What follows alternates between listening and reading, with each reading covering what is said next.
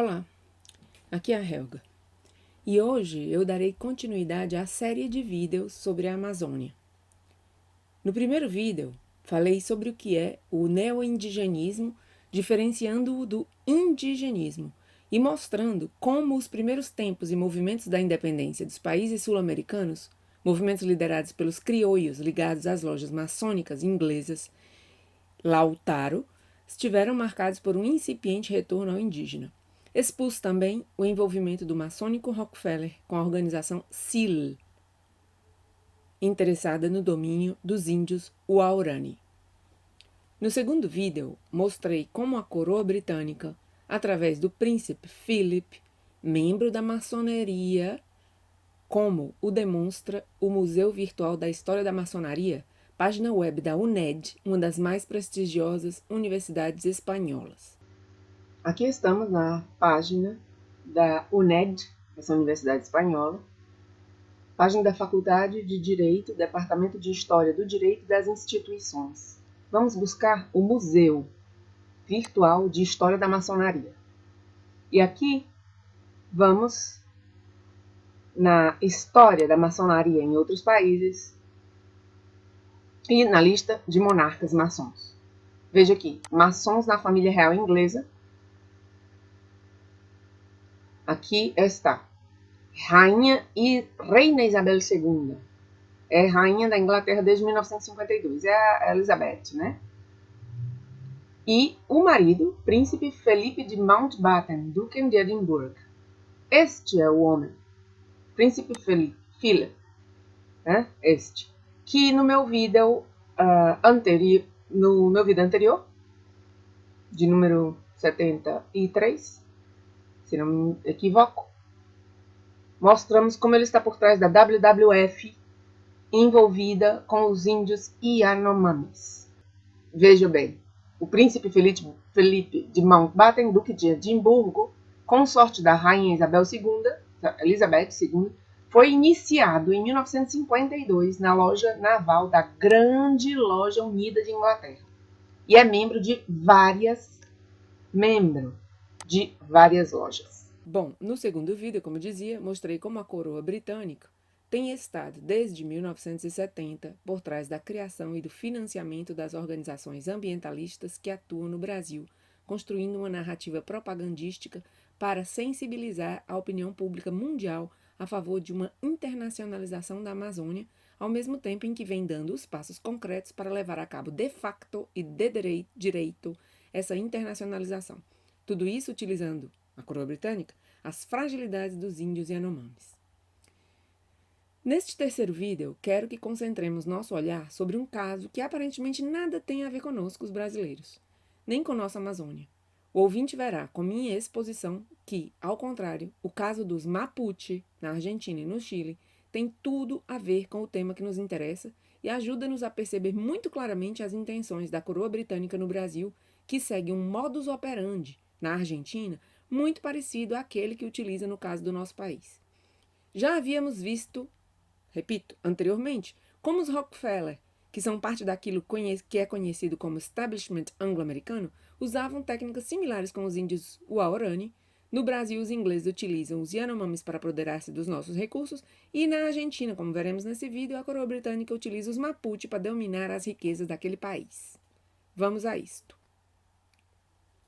Como eu disse em um vídeo anterior, uma coisa é o indigenismo, outra o neoindigenismo.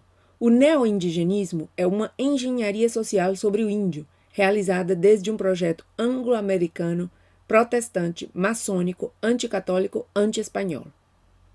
Com o descobrimento da América, a Espanha católica, com as missões, conseguiu fazer com que os índios se tornassem católicos e lhes conferiu o status jurídico de espanhóis, tão espanhóis quanto qualquer outro espanhol do continente europeu. A América Hispânica, anterior aos processos independentistas do século XIX, não era um território submetido à Espanha, era a extensão da Espanha, com direitos garantidos para todos, da mesmíssima maneira que eram garantidos para os espanhóis da Europa, e isso incluía os índios. Mas agora, vemos os índios, em várias partes da Iberoamérica, enfrentados com os governos de seus países. E tudo por causa do neoindigenismo. Esse neo-indigenismo tem estado a serviço dos projetos de dominação anglo-americana do continente ibero-americano. Ibero aqui porque inclui Brasil. Vejamos o caso dos Mapuche. Com apoio político de uma potência externa, a Inglaterra, um grupo de índios mapuches estão declarando a guerra à Argentina e ao Chile. Militares colombianos denunciaram que as Farc, Forças Armadas Revolucionárias da Colômbia, um grupo terrorista, treinaram mapuches em luta armada em algum lugar do Chile. Esse secessionismo mapuche faz parte da política britânica de dividir a Patagônia ao sul, região ao sul do Chile e da Argentina. E quem o diz é o jornalista argentino especialista em pesquisa histórica Patricio Lons, quem, no final de 2014, deu uma entrevista à Rádio FM de la Montaña em que explicava o problema do separatismo mapuche no Chile e na Argentina, denunciando-o como uma manobra britânica. Dizia Patricio Lons: a Argentina está praticamente invadida em todas suas áreas de poder. Então, os britânicos estão esperando que a situação esteja madura para finalmente conseguir essa divisão da Patagônia. E eu, Helga, digo, desde pelo menos 1982, com a Guerra das Malvinas e a vitória militar britânica, os argentinos vêm sofrendo intervencionismo inglês. A tal ponto que hoje, segundo Patricio Lons, a Argentina tem 10 milhões de quilômetros quadrados, dos quais 7 correspondem ao mar, à Antártida e aos 3 arquipélagos, as Ilhas Malvinas, as Ilhas Geórgia e as Ilhas Sandwich. Tudo isso está praticamente ocupado pela frota britânica. A frota britânica tem, nas Malvinas, hoje, 3 submarinos nucleares com lançadores balísticos, o que significa que os ingleses terão o domínio, quando quiserem, sobre todo o país. Dos outros 3 milhões de quilômetros quadrados, as mineradoras estão em mãos das empresas britânicas, boa parte da produção agrícola também está comercializada por eles e os bônus da dívida externa argentina são administrados pelo Barclays Bank de Londres desde o Banco Central Argentino. Como diz Patricio Lons, nada mais resta a ocupar a não ser as mentes do povo argentino.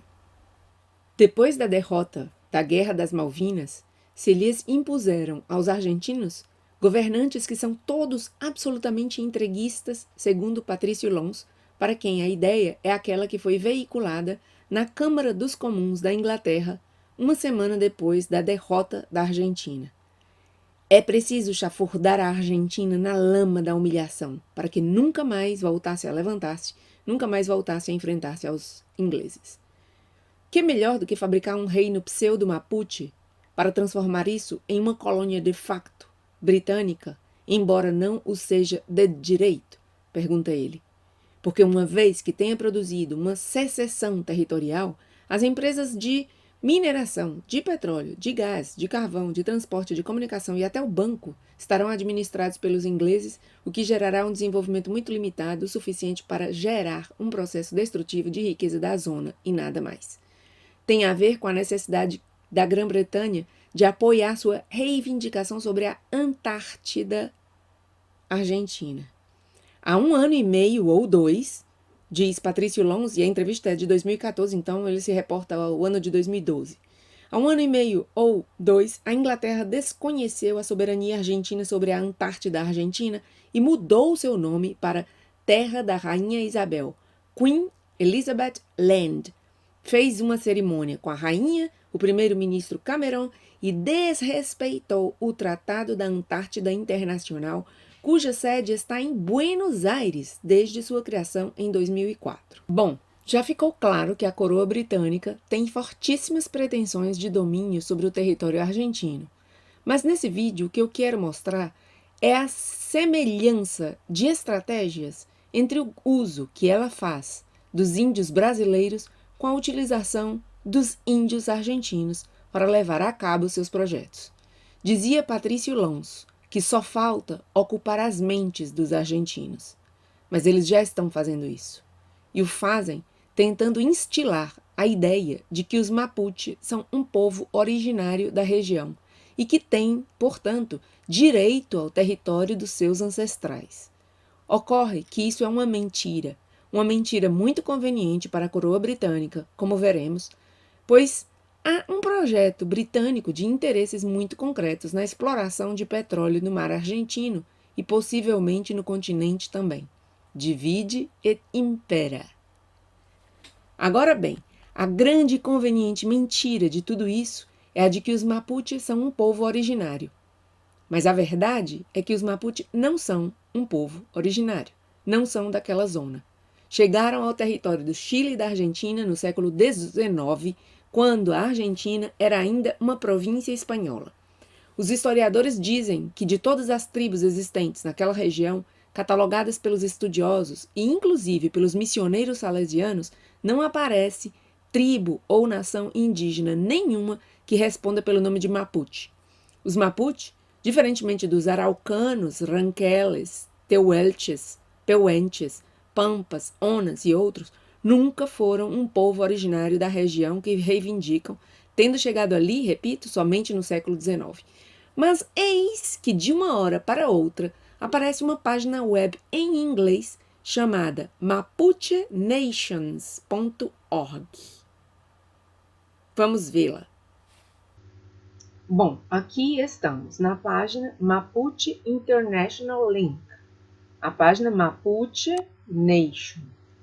O que eu vou fazer é entrar na página deles de espanhol, porque fica mais fácil para todo mundo, né? Quem me acompanha pode ter melhor acesso através do espanhol e também para mim é melhor. Vamos ver em nós. O que é que eles dizem deles? Aqui você vê, olha.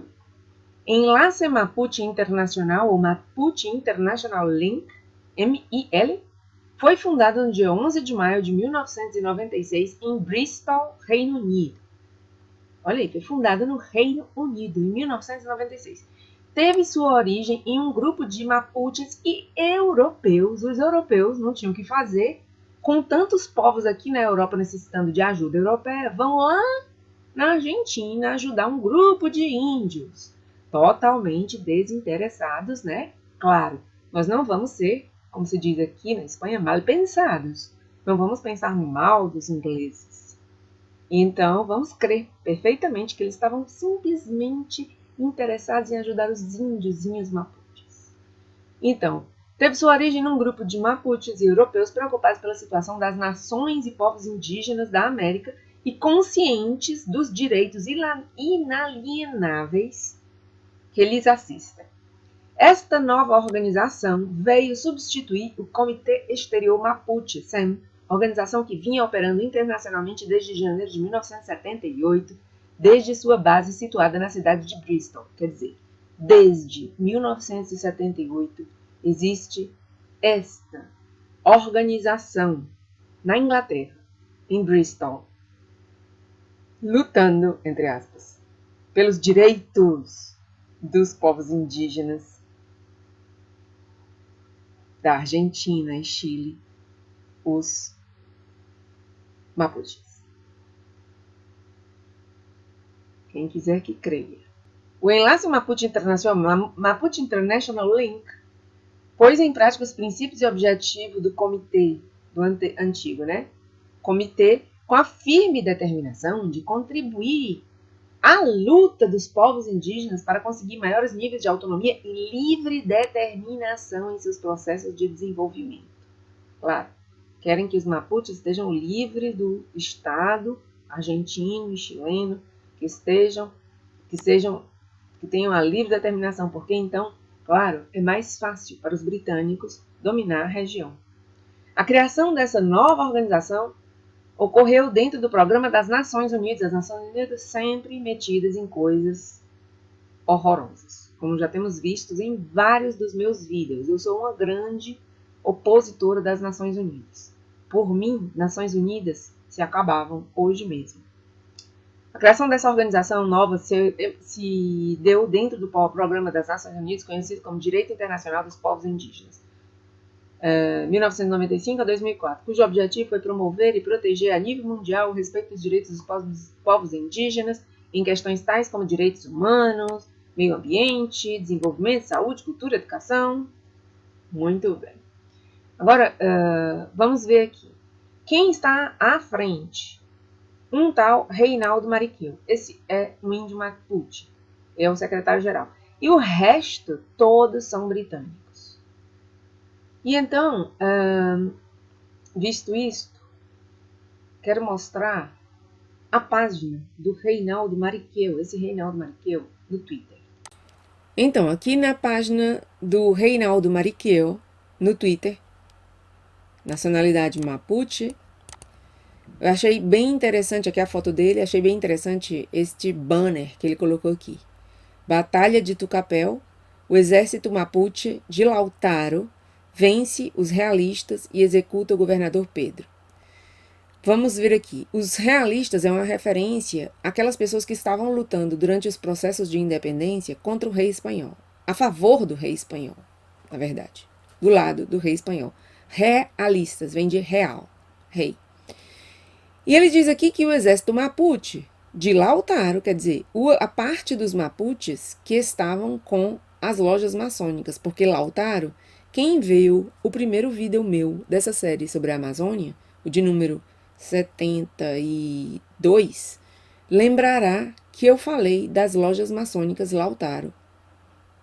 Eram lojas maçônicas que estiveram envolvidas nos processos de independência do que hoje são as repúblicas hispano-americanas, independência da coroa espanhola no século XIX.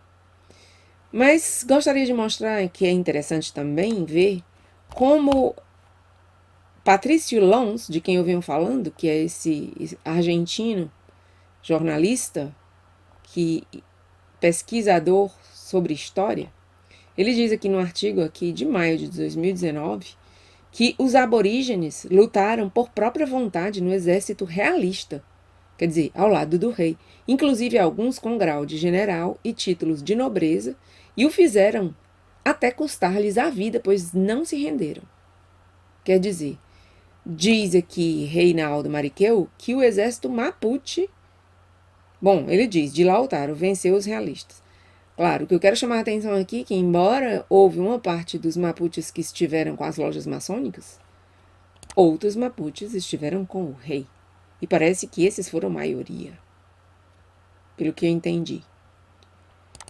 Então, voltando, eu queria, na verdade, mostrar aqui, já que estamos falando tanto de Lautaro, só mostrar aqui a página da Wikipédia sobre a loja Lautaro, que foi a organização fundada em 1812 pelos revolucionários hispano-americanos, principalmente argentinos e chilenos, com o objetivo de coordenar ações para o estabelecimento da independência das colônias espanholas na América, e sobre a base dos princípios do liberalismo, estabelecer um sistema de governo republicano, que conseguiram, né? A loja Lautaro era um ramo da loja Grande Reunião Americana, ou Loja dos Cavalheiros Racionais, fundada pelo venezuelano Francisco de Miranda. Já falei dele em um vídeo anterior. Em Londres, vemos aqui outra vez, Inglaterra, Londres, relacionada com os processos de independência das colônias espanholas na América. Na verdade, isso aqui é uma inexatidão. Na América não eram colônias. O que havia na América Espanhola não eram colônias, eram províncias e virreinatos, vice-reinados, com o mesmo status jurídicos das províncias espanholas aqui na Espanha e no continente europeu. Então, esse Francisco de Miranda fundou em Londres, né, essas lojas Lautaro. Francisco de Miranda foi um precursor desses processos independentistas da coroa espanhola. Depois temos Lautaro, um destacado líder militar mapuche que lutou na Guerra de Arauco durante a primeira fase da conquista espanhola do território que chegaria a ser o Chile. Daí, então, claro, como esse mapuche foi um destacado líder militar, alguém, no caso aqui, Francisco de Miranda, inventou de colocar o nome da loja que ele fundou, Loja Lautaro. E aí, por último, Batalha de Tucapel foi uma batalha decisiva efetuada dentro do contexto daquela Guerra do Arauco entre os Mapuches, liderados pelo líder Lautaro, um Mapuche, né? E Pedro de Valdívia, que era o militar e conquistador espanhol. Ganharam os mapuches, pelo que diz aqui, nem sempre a Wikipédia conta a verdade, né? Então, temos que fazer buscas na Wikipédia, e eu sou muito consciente disso, sempre com um grão de sal, como diz a expressão latina. Agora, vamos ver aqui, eu vi esse artigo, em lugar de voltar aqui para mostrar que os ingleses fundaram, relacionado com esse Mapuche International Link, que é a nação Mapuche, né?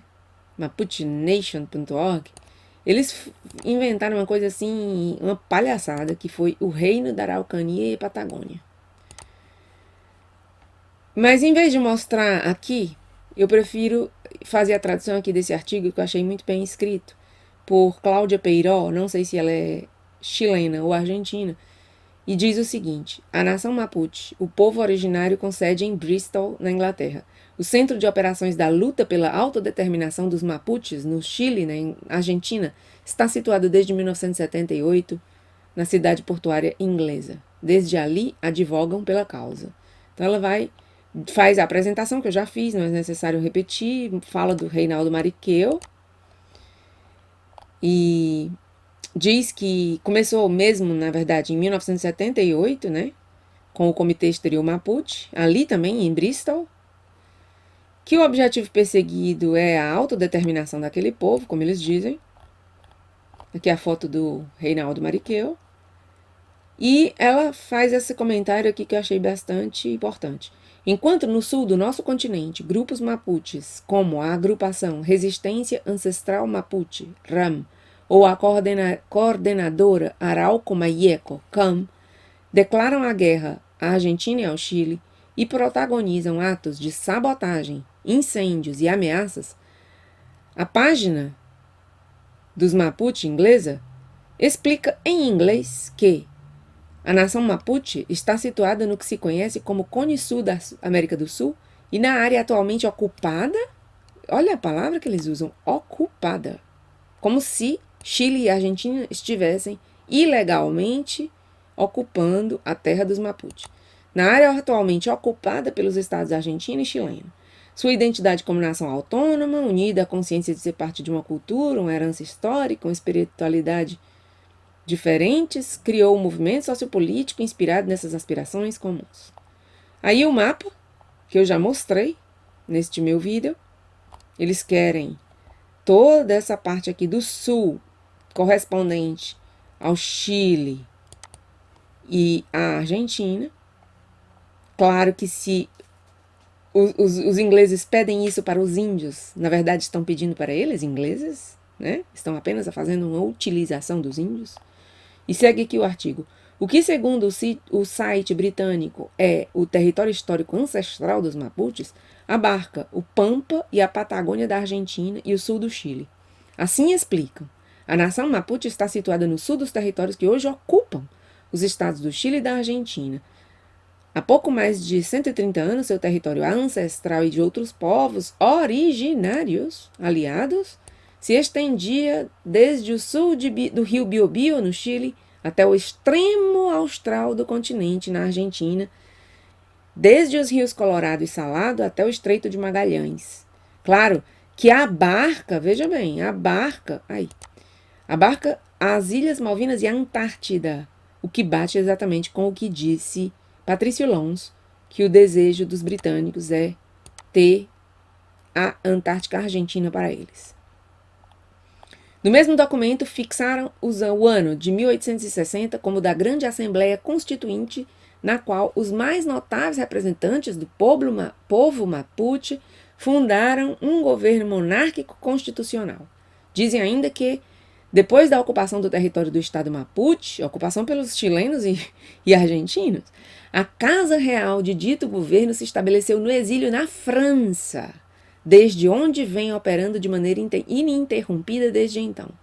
Vejam bem, a França. Isso faz-me lembrar a participação agora, no caso da nossa Amazônia, do francês Macron também, reivindicando a Amazônia como um território de todo o mundo, não dos brasileiros.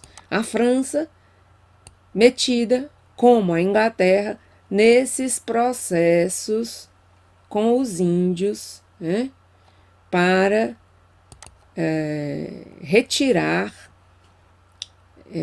territórios de nações como Brasil, Argentina, Equador, como vimos no caso também já estudado no primeiro vídeo meu sobre a Amazônia. Curiosamente, ao mesmo tempo que fazem reivindicação dos seus direitos ancestrais e sua condição originária, os Mapuches reconhecem uma dinastia francesa fundada pelas ideias de Aurélie Antoine de Touraine, um senhor que nasceu em 1825 e morreu em 1878. Era um advogado francês e maçom. Desembarcou no Chile em 1858 e se autoproclamou rei da Araucania e da Patagônia. Este é um sucessor dele. Diz aqui, a monarquia Mapuche no exílio, o rei Jean-Michel Parazzi de Para, ou príncipe Antoine IV, e sua excelência Reinaldo Mariqueu, conde. Olha, Reinaldo Mariqueu é conde de Lulu, uma vida. Meu Deus, que palhaçada.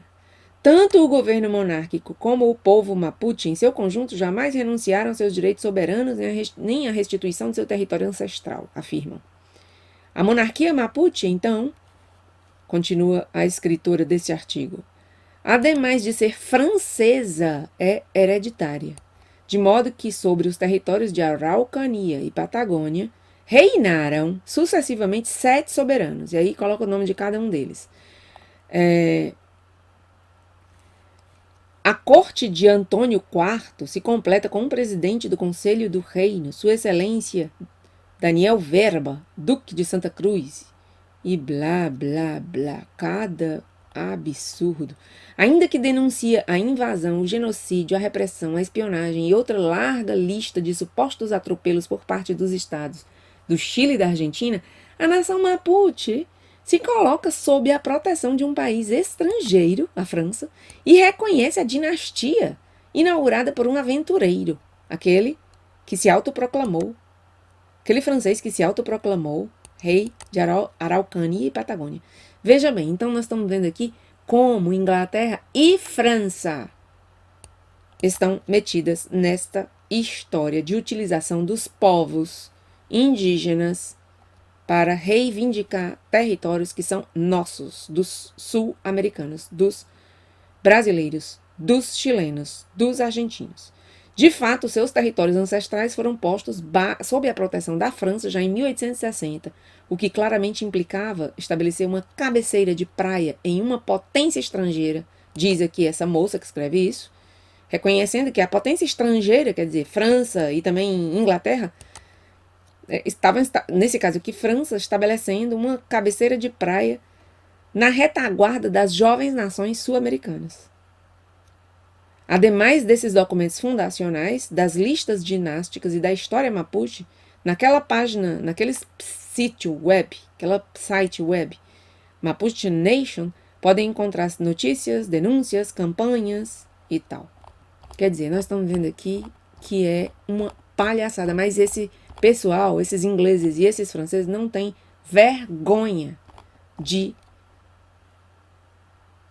levar a cabo esse tipo de coisa. Agora, o que nós fazemos, o que eu estou fazendo aqui nesse vídeo é abrir os olhos das pessoas para verem que existe esse tipo de coisa.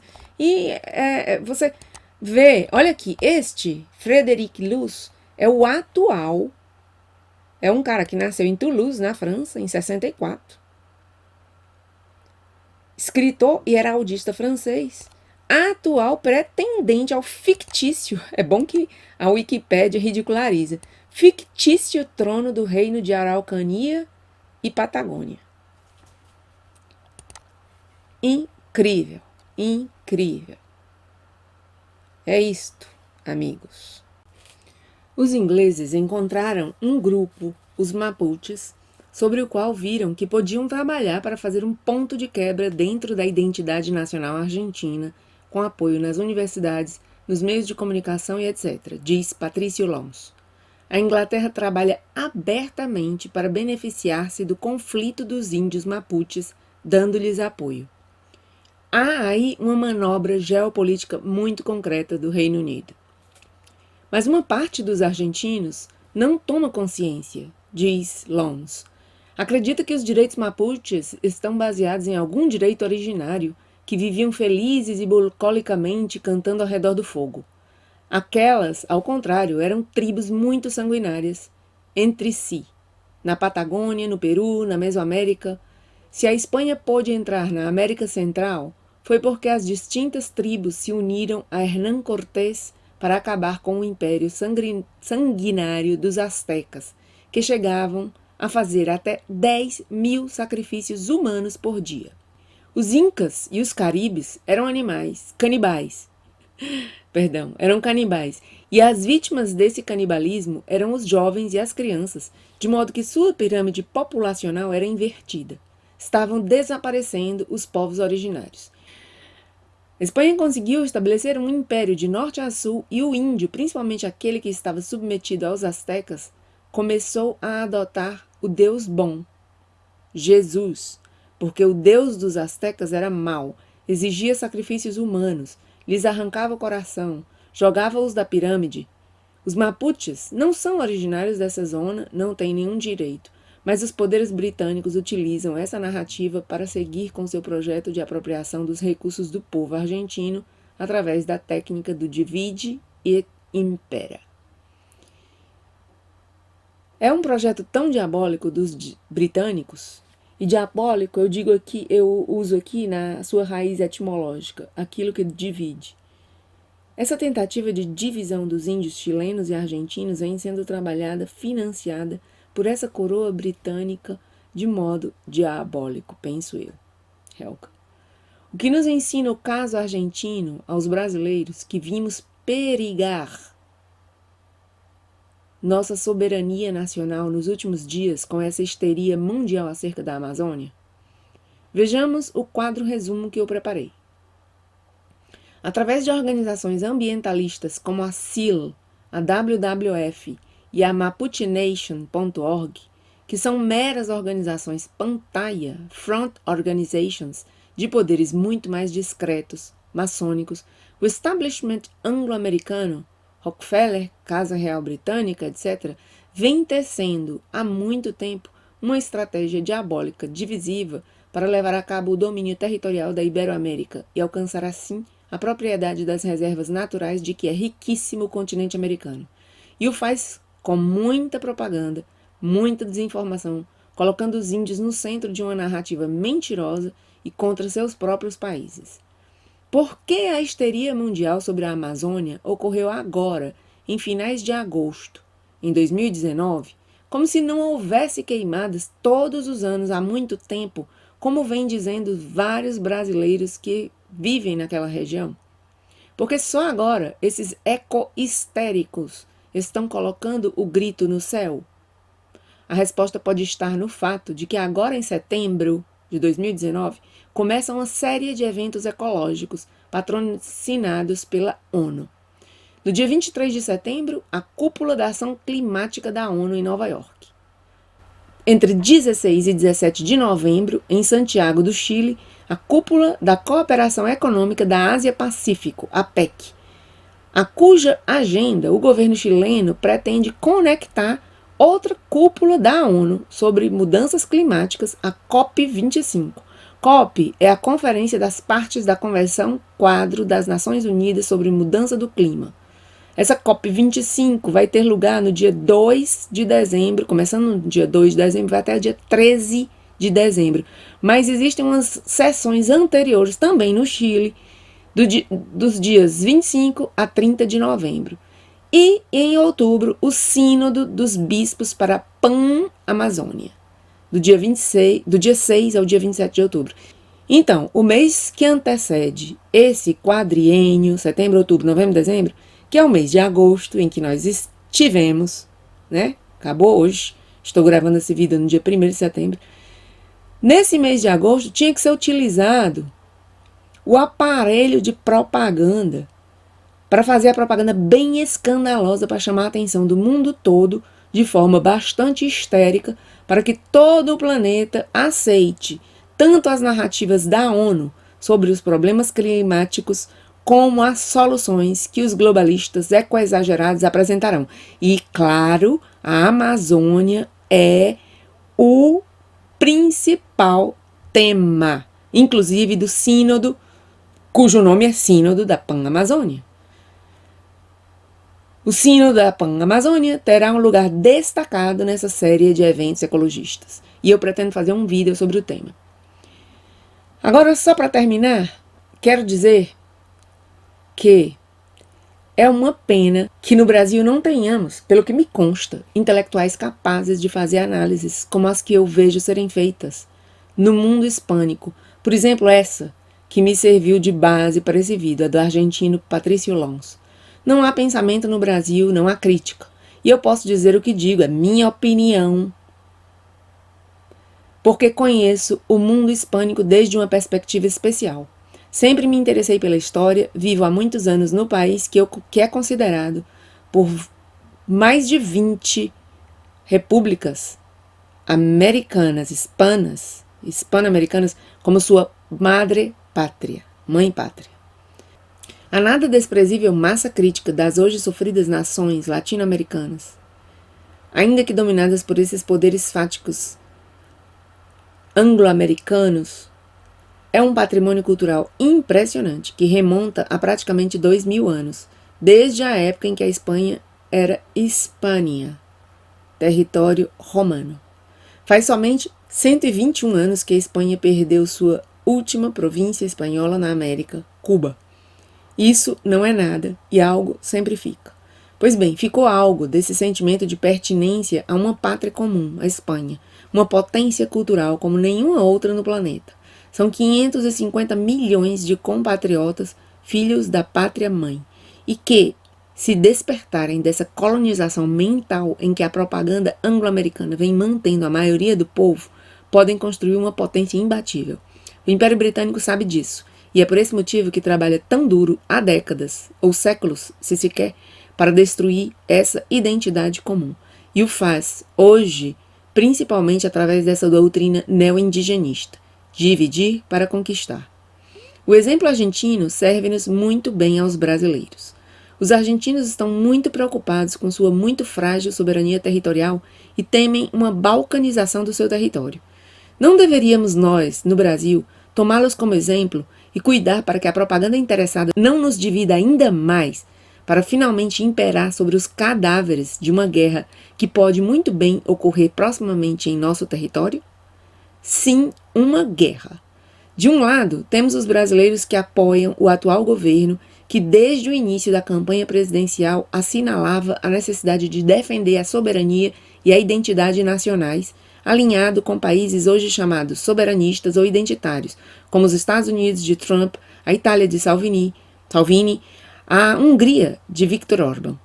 De outro, temos os perdedores daquelas nossas eleições, gente que se alinha com o inimigo externo para demonstrar oposição a Bolsonaro. Gente que se alinha à França de Macron, que não passa de um fantoche dos Rothschild, a família que está unida à Casa Real Britânica no projeto de dominação da Amazônia brasileira. A esquerda brasileira é hoje globalista, anti-identitária, anti-soberana e raivosa. E burra, porque não é capaz de ver que está sendo usada como massa de manobra de um projeto que de modo algum a beneficiará. Se perdermos a guerra contra a potência inglesa, de que primeiro se livrarão os britânicos será dessa esquerda vendipátria. A Argentina não se ilude, conhece o poder nefasto desse Império Britânico. Entre o 2 de abril e o 14 de junho de 1982, o Reino Unido invadiu as Ilhas Malvinas. O que é que esses brasileiros que estão caindo no jogo da coroa britânica e seu aliado francês pensam da vida? Deveriam abrir os olhos. Não é de modo algum impossível uma guerra em território brasileiro. O Reino Unido o fez em 1982. Bem pode fazê-lo agora no século XXI. Vamos falar mais sobre isso em um próximo vídeo. Se você gostou do vídeo, dê um like e compartilhe-o nas redes sociais. Se ainda não está inscrito, inscreva-se no canal. Aperte o sininho para receber as notificações de próximos vídeos. E faça uso da área de comentários para comentar, sugerir, perguntar ou criticar. Obrigada!